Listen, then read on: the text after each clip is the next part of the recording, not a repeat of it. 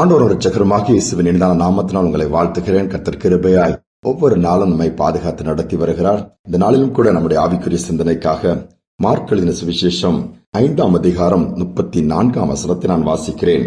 இயேசு அவளை பார்த்து, மகளே, உன் விசுவாசம் உன்னை ரட்சித்தது.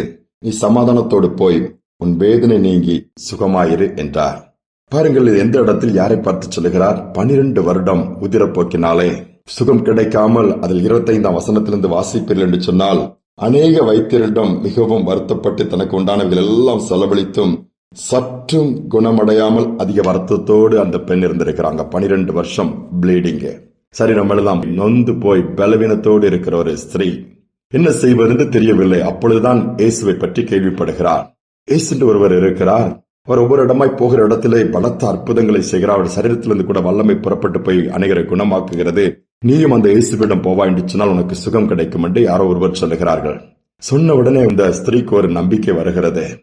வேகமா இயேசுவை தேடி போகிறார். இயேசு ஒரு இடத்துல அப்படியே கூட்டமாய் நடந்து போகும் பொழுது அவரை நெருங்க முடியுதோ என்னவோ தெரியவில்லை. ஆனாலும் இந்த சகோதரிக்குள்ள இந்த விசுவாசத்தை பாருங்கள். அவருடைய வஸ்திரத்தையாவது நான் தொடுவேன் என்று சொல்லி இயேசுவின் வஸ்திரத்தின் தொங்கலை தொடுகிறாள்.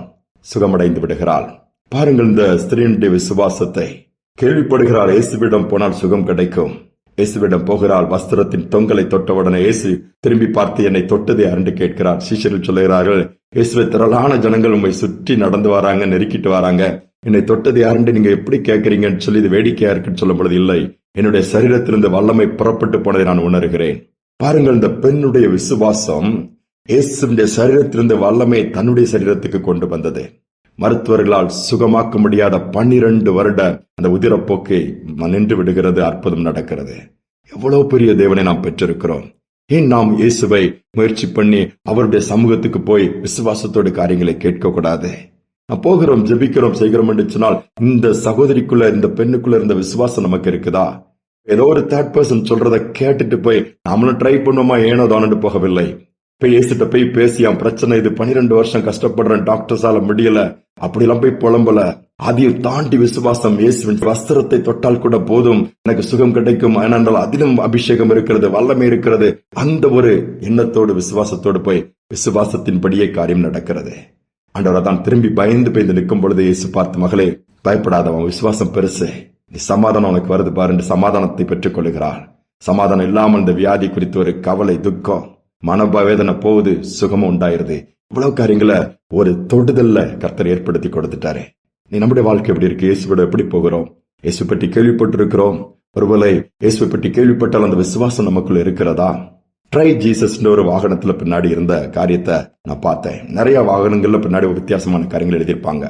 அந்த வண்டி நிற்கும் போது அந்த நபரை பார்த்து கேட்ட, ட்ரை ஜீசஸ் போட்டிருக்கீங்களா, இது என்ன இருக்கு? இது பின்னாடி ஒரு எப்படியாவது ஒரு ஸ்டோரி அல்லது ஒரு வரலாறு இருக்குமென்னு சொல்லும் போது அவர் சிரித்தார். திருப்பி சொன்னார், ஏன் தெரியுமா, நான் என்னுடைய சரீரம் முழுவதும் ஸ்கின் ப்ராப்ளத்துல கஷ்டப்பட்டு டாக்டர் சொல்லிட்டாங்க இது இருந்துட்டே தான் இருக்கும் அப்படின்னு சொல்லிட்டதும் நானும் மருந்து எடுத்து பார்த்தேன். இப்படி சோகமா ஒரு நாள் இருக்கும்போது என் ஃப்ரெண்டு சொன்னாப்ல, டே, ஏன் கேசுகிட்ட போய் ஜோம் பண்ணி பார்க்க கூடாது? ஆண்டவர்கிட்ட போய் ஒரு நாள் ஒரு ஆலயத்திற்கு எங்கேயோ போய் நீ ஜோம் பண்ணி பாரு, ட்ரை ஜீசஸ், எல்லாத்தையும் ட்ரை பண்ணி பார்த்துட்டா ஏன் இயேசுவையும் கொஞ்சம் ட்ரை பண்ணி பாரு அப்படின்னு சொல்லும் போது, சரி அதைத்தான் செய்ய வேண்டிய ஒரு இடத்துக்கு போனேன். அங்க எண்ணெய் எடுத்து ஜோம் பண்ணி பூசி ஜோம் பண்ணி அனுப்புனாங்க. என்ன நடந்துட்டு எனக்கு தெரியல, ஸ்கின் ப்ராப்ளமே நார்மல் ஆயிடுச்சு. அதனால அந்த வார்த்தை எனக்கு ரொம்ப பிடிச்சிருச்சு. நான் ட்ரை பண்ணேன் இயேசுவை, எனக்கு பெற்றுக்கொண்ட நன்மையை மற்றவங்களும் ட்ரை பண்ணட்டும் சொல்லி நான் எழுதியிருக்கிறேன் அப்படின்னு சொன்னாரு. யோசித்து பாருங்க, ஏன் நாம ட்ரை பண்ணக்கூடாது? ப்ரே பண்ணுவோமா? எங்கள் அன்பின் பரலோக தகப்பனே, இந்த நல்ல நாளுக்காக தருணத்திற்காக நன்றி செலுத்துகிறோம். அநேக பிரச்சனைகளுக்கு இன்னைக்கு தீர்வில்லாம ஜனங்கள் ஓடிட்டு இருக்கிறாங்கப்பா. முடிவில்லாத காயங்கள், ஆறாத காயங்கள், வேதனைகள், கண்ணீர், மனவேதனையோடு அந்த ஸ்திரீயை போல வாழ்கிற கூட்டங்கள் இன்னைக்கு ஏராளம்பா.